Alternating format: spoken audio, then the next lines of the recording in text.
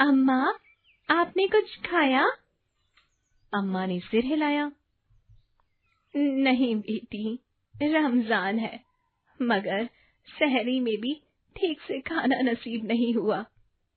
बबली की आंखों में आंसू आ गए। अम्मा, आप चिंता मत करो, आज शाम को हम आपको स्वादिष्ट खाना खिलाएंगे। अम्मा की आंखों में उम्मीद की एक नई किरण जाग उठी। गर्मी की तपिश थी और रमजान का पाक महीना चल रहा था। शहर के एक कोने में 4 दोस्त मोटू मस्ती, राजू रॉकेट, बबली और चिमकी अपने प्यारे पालतू कुत्ते तानी के साथ बैठकर कुछ योजना बना रहे थे। मोटू मस्ती ने अपने गाल पर हाथ रखकर कुछ सोचते हुए कहा, यार, कुछ मजेदार करना चाहिए। हाँ, लेकिन क्या? कुछ ऐसा जिससे हमें कुछ मजेदार करने को भी मिल जाए और ऐसा करके किसी की मदद भी हो जाए। अरे, रमजान चल रहा है और मैंने सुना है कि इस बार हमारे मोहल्ले के गरीब लोगों को ठीक से इफ्तारी भी नहीं मिल रही। तो क्यों नहीं हम उनके लिए कुछ करें? पर हम उनके लिए क्या कर सकते हैं? हम उन्हें खाने के लिए खाना दे सकते हैं। बिल्कुल, लेकिन हम इतना सारा खाना लाएंगे कैसे? मुझे तो खाना बनाना भी नहीं आता, बस खाना आता है। उसकी चिंता तुम मत करो, जब समय आएगा तब तुम भी सीख जाओगे। वो सब तो ठीक है, पर इसके लिए मिलकर हमें कोई तरकीब सोचनी होगी। चारों दोस्त अपने घरों से कुछ न कुछ लाने का निश्चय करते हैं। बबली ने अपने घर से कुछ चावल और मसाले लाने की जिम्मेदारी ली। चिमकी आटा और तेल लेकर आई। मोटू मस्ती दाल और प्याज लेकर आ गए और राजू रॉकेट ने कुछ मिठाइयाँ और फल इकट्ठे किए। हमने खाने का सामान तो इकट्ठा कर लिया है, पर अब सवाल ये है कि इसे पकाएंगे कहाँ? हम पुराने पेड़ के नीचे पकाएंगे, जहाँ बाबा नूरुद्दीन हमें हमेशा कहानियाँ सुनाते थे। सभी तैयार हो गए। तानी भी खुशी से अपनी पूंछ हिलाते हुए उनके साथ चल पड़ा। रास्ते में वे कई लोगों से मिले जो अपनी रोजमर्रा की जिंदगी में व्यस्त थे। एक बूढ़ी अम्मा सड़क के किनारे बैठी थी, जिनकी आंखों में मायूसी थी।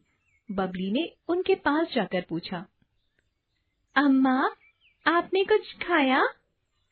अम्मा ने सिर हिलाया। नहीं बेटी, रमजान है, मगर सहरी में भी ठीक से खाना नसीब नहीं हुआ। बबली की आंखों में आंसू आ गए। अम्मा, आप चिंता मत करो, आज शाम को हम आपको स्वादिष्ट खाना खिलाएंगे। अम्मा की आंखों में उम्मीद की एक नई किरण जाग उठी। जब वे पुराने पेड़ के नीचे पहुंचे, तो सबने मिलकर एक छोटी सी चूल्हा जैसी व्यवस्था बनाई।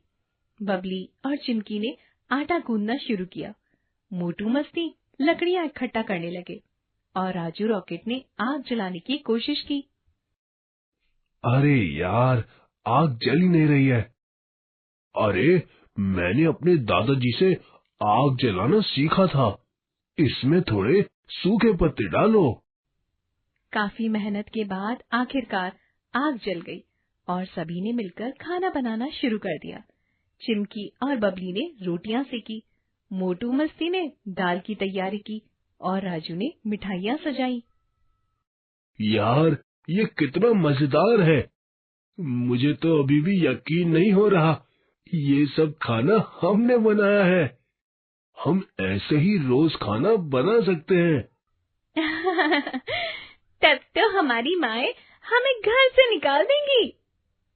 तानी उधर बैठकर रोटियों की खुशबू सूंघ रहा था और अपनी पूंछ हिला रहा था। गरीबों ने जब ताजा गरम खाना खाया तो उनकी आंखों में खुशी और आभार के आंसू थे।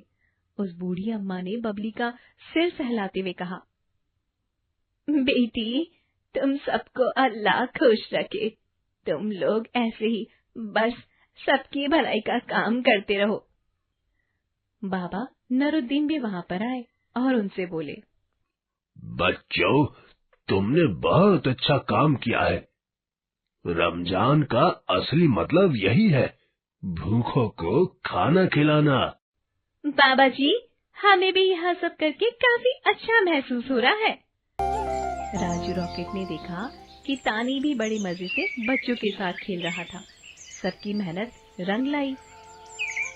यार, ये सच में मजेदार और दिल छू लेने वाला अनुभव था। हाँ, हमें ऐसे और भी नेक काम करने चाहिए। तो फिर इन सब गांव वालों के लिए अगला नेक काम ईद पर करेंगे। सभी ने खुशी खुशी अपनी सहमति दे दी और तानी ने जोर जोर से भौंककर सबकी बात का समर्थन किया। रात को जब सब अपने अपने घर लौटे तो उनके दिलों में एक अलग ही सुकून था। उन्होंने महसूस किया कि असली खुशी सिर्फ अपने लिए नहीं बल्कि दूसरों के लिए कुछ करने में है। जब आप दूसरों को खुश करने के लिए कोई नेक काम करते हो तो उससे मिलने वाली खुशी की कोई कीमत नहीं होती।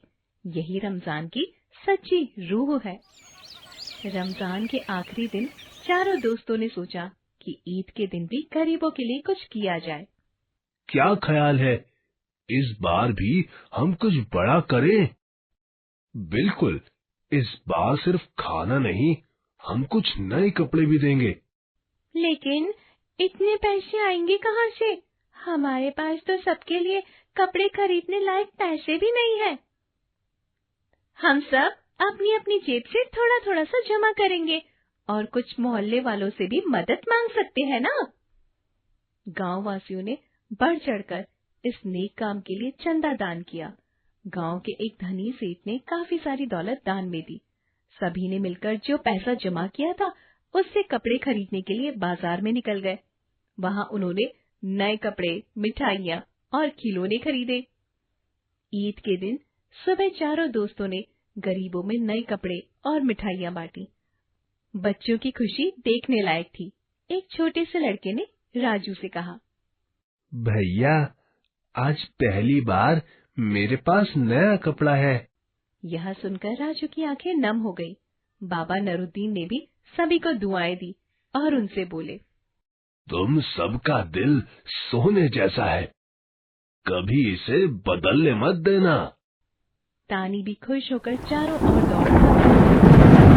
बारिश शुरू हुई। बच्चे खुशी से नाचने गाने लगे। तभी मोटू मस्ती ने कहा, वाह, लगता है अल्लाह भी हमारी खुशी में शामिल हो गए हैं। राजू ने आसमान की ओर देखा और कहा, ये हमारे और इन गांव वालों के नेक कामों की बरकत है। सब दोस्त हंसने लगे और तानी ने भी खुशी में जोर जोर से भौंककर अपनी सहमति जताई। रमजान और ईद सिर्फ त्योहार ही नहीं बल्कि दूसरों की मदद करने का और खुशियाँ बांटने का समय है। जब हम दूसरों की जिंदगी में रोशनी लाते हैं तो हमारी जिंदगी भी रोशन हो जाती है। जो खुशी हमें दूसरों की जिंदगी में खुशी लाने से मिल सकती है, उसका अनुभव हम किसी भी और कार्य या वस्तु से नहीं कर सकते हैं।